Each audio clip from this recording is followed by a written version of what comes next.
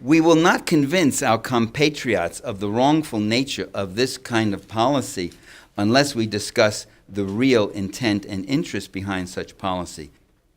As long as they believe that this is being done to protect them from some threats out there, they will go along with it.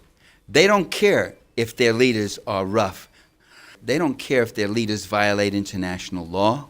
They want them to violate international law. They want them to act like thugs and gangsters. They want them to be tough and brutal and total and decisive. That's called strong leadership. That's called strong defense. When they are afraid, and that is what our leadership has done, is to conjure up fears that there's people out there going to get us.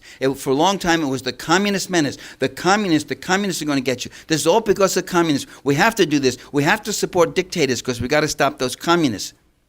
But a lot of these interventions came way before communism, and a lot more of them are happening more frequently, more bloodily after communism.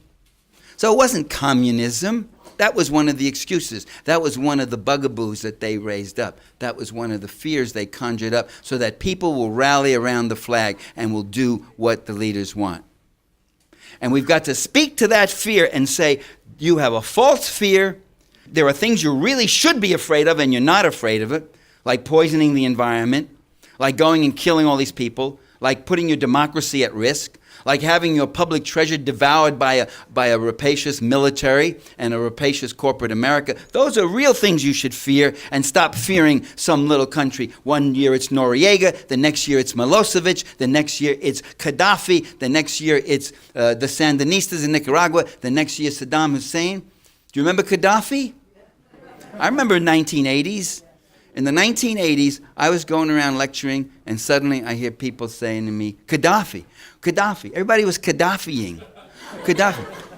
What about Gaddafi? Gaddafi, Gaddafi, Gaddafi going, get your mama, Gaddafi. Where's Gaddafi? I said, what Gaddafi, what? 2 months ago, you couldn't have found Libya on the map. Today, you're convinced that this guy, head of a country of 3 million people, with an army of 50,000, about the size of the LAPD, is a mortal threat to the safety of the United States of America, to the national security. And what was Gaddafi's real sin? I'll tell you what his real sin was, because that policy wasn't stupid when they targeted Gaddafi, and their animosity toward him is a very legitimate one.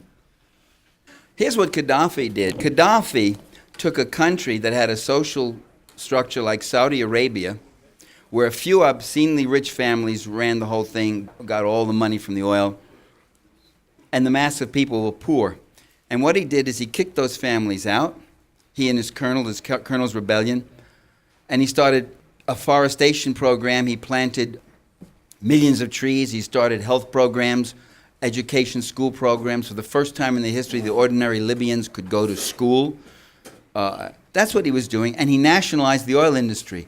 And he took the earnings from the oil industry. He still sold it to the Western markets. What are they going to do with it? They can't drink it. They can't eat it. Sure, they have. More than happy to sell it to the West, but they were getting the cut on it, and that money is what he used, and he gave that back to the people, and that's not what they like. Because the difference between the haves and the have-nots, I mean, the truth is, in the conflict between the haves and the have-nots, the haves are really the have-it-alls. They want it all, and they don't want to give a little bit here and a little there. The U.S. government, since World War II, has given away some $300 billion in military aid. Just think what $300 billion, that could solve all the budgetary crises of all the states in the Union right now. Just that amount. Aid to train, equip, and subsidize some 2.5 million troops and internal security forces in more than 80 countries, not to defend these nations from outside invasion, but to protect ruling oligarchs and multinational corporate investors from the dangers of domestic anti-capitalist insurgency. How do we know that's true? Well, by observing, for instance, that with very few exceptions, there's no evidence that these various regimes have ever been threatened by attack from neighboring countries. So why are they building up these military forces? Why are they building up these security and police and paramilitary forces? It's not to make war or defend themselves from another country that's going to make war on them. It's to make war on their own people, to make war on their own working people. That's why. To protect those countries, to make the world safe for the Fortune 500. We also know that that's true because these friendly regimes invariably support economic systems that are subserviently integrated into a global system of transnational corporate domination, open to foreign penetration on terms that are totally favorable to transnational corporate investors. Third, there's clear evidence that the U.S.-supported military and security forces and death squads in these various countries have been used repeatedly to destroy popular reformist movements and insurgencies that advocate some kind of egalitarian redistribution of the resources of the society. So the struggle really is between those who think that the land, the labor, the natural resources, the markets, the technology, and the capital of the world in every country are there for the capital accumulation process and enrichment of the few, as opposed to those who think all those things are there for the needs and the social betterment of the many. And that's the basic struggle that goes on. The designated enemy, the demonized enemy, pumped up by the media, obligingly following the line the White House or the Pentagon puts out.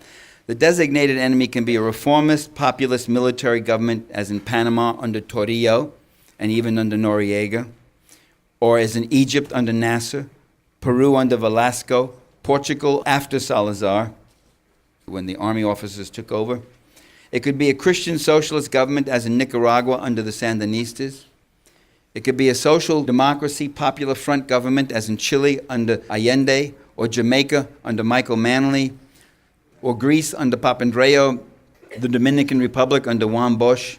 It could be a Marxist-Leninist government, as in Cuba, Vietnam, and North Korea, an Islamic revolutionary order, as in Libya under Gaddafi, or even a conservative militarist regime, as in Iraq under Saddam Hussein.